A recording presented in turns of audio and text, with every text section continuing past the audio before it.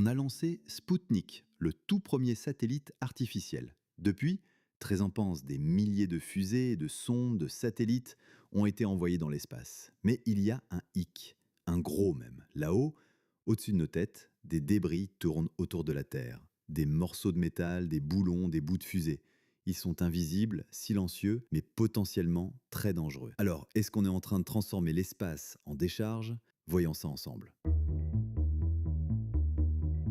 Un débris spatial, c'est un objet fabriqué par l'homme qui flotte dans l'espace, mais qui ne sert plus à rien. Ça peut être un satellite mort, un morceau de fusée, un capot de protection, même un tournevis perdu par un astronaute. Et ces objets, ils filent à plus de 28 000 km/h. Un boulon à cette vitesse, c'est comme un obus. Aujourd'hui, on suit plus de 36 000 objets de plus de 10 cm et il y a probablement des millions de débris plus petits qu'on ne voit même pas.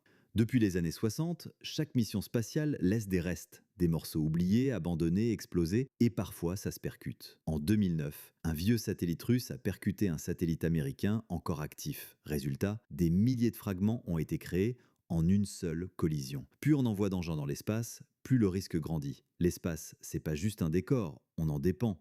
Pour la météo, le GPS, Internet, la télévision, les avions, les communications, si un satellite est touché, c'est des services entiers qui peuvent tomber en panne. Et le pire scénario, c'est le syndrome de Kessler.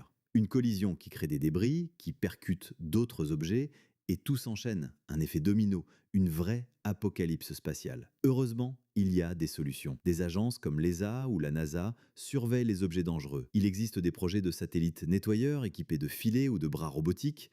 On parle même de lasers pour dévier les petits débris. Et surtout, les nouvelles missions doivent maintenant prévoir leur propre fin. En gros, on leur demande de ne pas laisser de déchets derrière elles. L'espace est en train de devenir une décharge invisible. Et pourtant, il est vital pour notre quotidien. Il est temps d'agir, de nettoyer, de prévoir, car ce qu'on a mis des décennies à construire pourrait être détruit en quelques collisions. La vraie question c'est, est-ce qu'on est prêt à protéger le ciel?